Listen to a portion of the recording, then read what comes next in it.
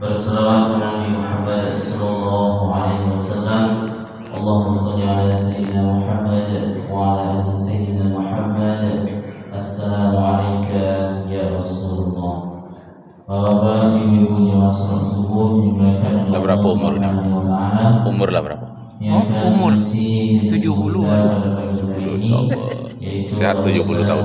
Haji Ramzi. Kepada Ustaz kami Iya, agak batuk. Masya Allah. Doa mama. Astagfirullahaladzim.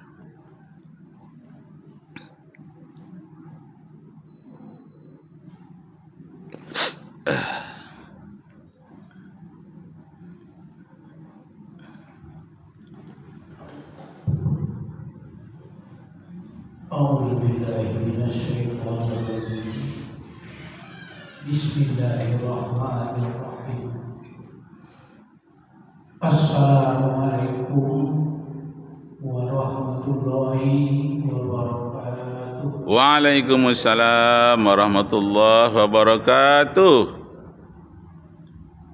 Dengan mengucapkan Alhamdulillahirabbil alamin, sama-sama kita bersyukur kepada Allah Subhanahu wa taala, Allah yang menciptakan alam ini dan yang menguasai alam ini, masih memberikan limpahan rahmat kepada kita semua, rahmat kesehatan, rahmat kesempatan, tak kalah pentingnya rahmat iman, dan juga rahmat usia. Artinya masih memberikan kesempatan kepada kita untuk hidup di dunia ini sementara, yaitunya mempersiapkan diri untuk memasuki akhirat. Kenapa Allah memberikan kesempatan ini, Bapak Ibu jemaah yang dirahmati Allah? Pada pertemuan kemarin saya sampaikan bahwa kita masuk ke dunia ini ada dua pintunya, yaitunya ada pintu masuk dan ada pintu keluar. Namun kalau kita sudah dipindahkan ke akhirat atau yaumil mahsyar, itu pintu cuma satu saja lagi, yaitunya pintu masuk. Pintu keluar tidak ada lagi. Maka itulah Allah mengatakan khalidina biha abada.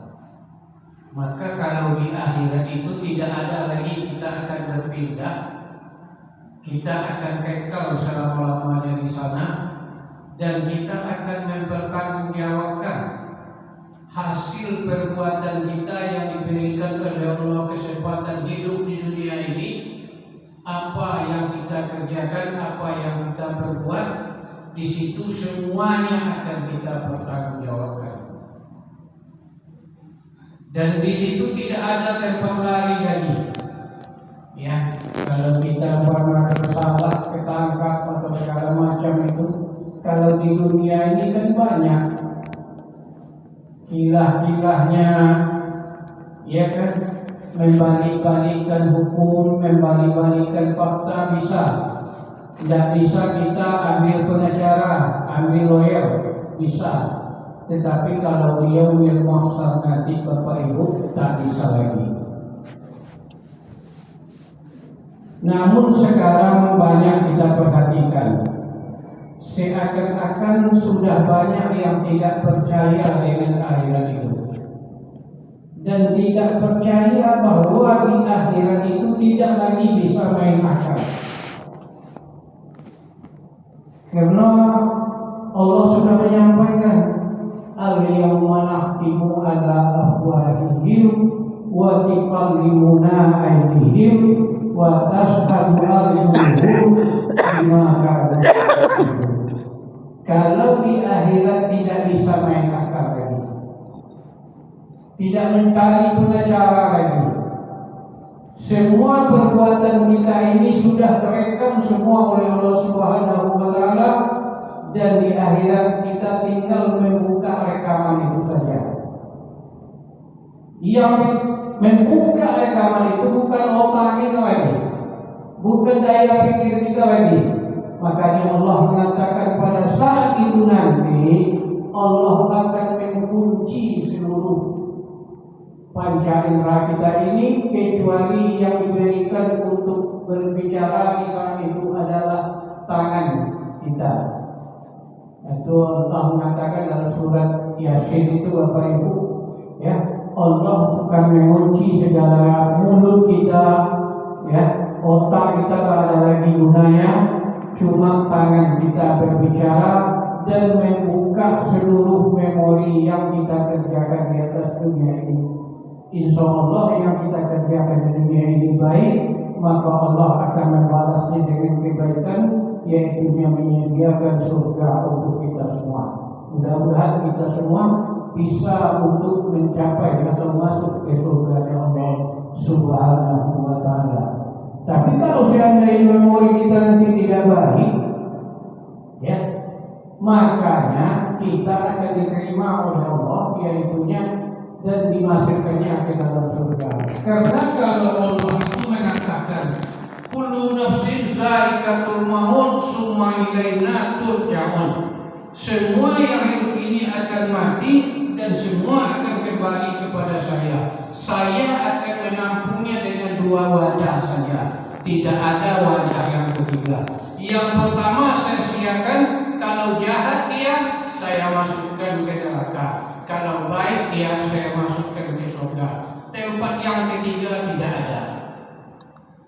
Makanya Bapak Ibu jemaah yang dirahmati oleh Allah Subhanahu wa Ta'ala, pada pagi hari ini kita masih bersyukur kepada Allah Subhanahu wa Ta'ala yang memberikan jalan ini kepada kita untuk kita dapat memperbaiki ilmu, memperbaiki iman, dan juga untuk memperbaiki amal ibadah kita kepada Allah Subhanahu wa Ta'ala.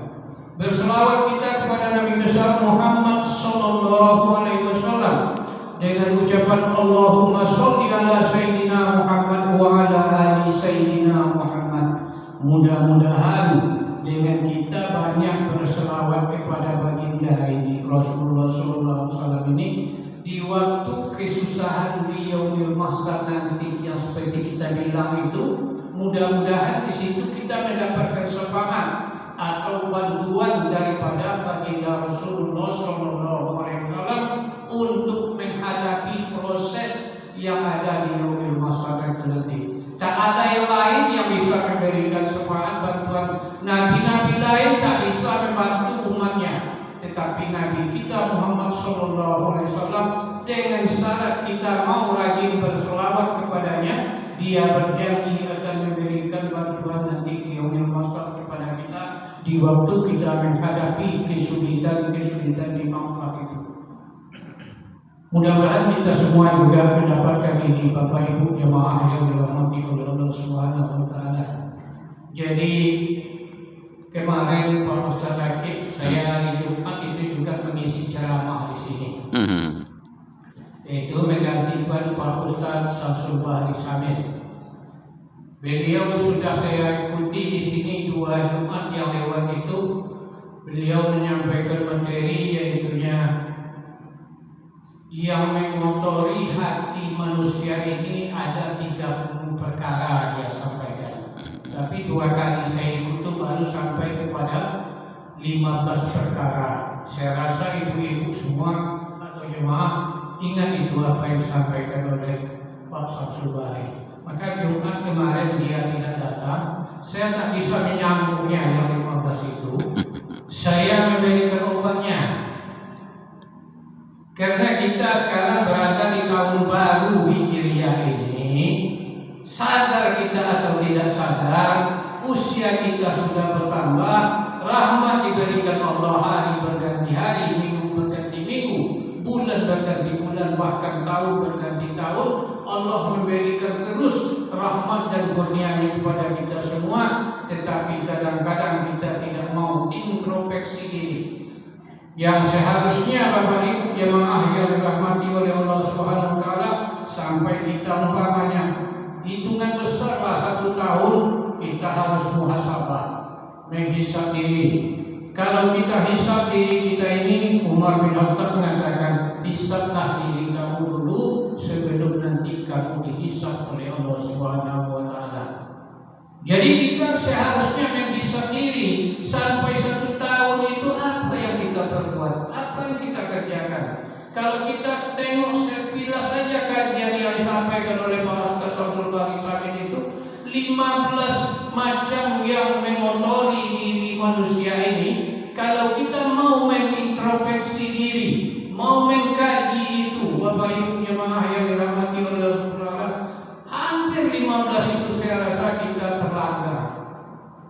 Terkuat, berarti terkuat kita perbuatan yang mengotori diri kita itu.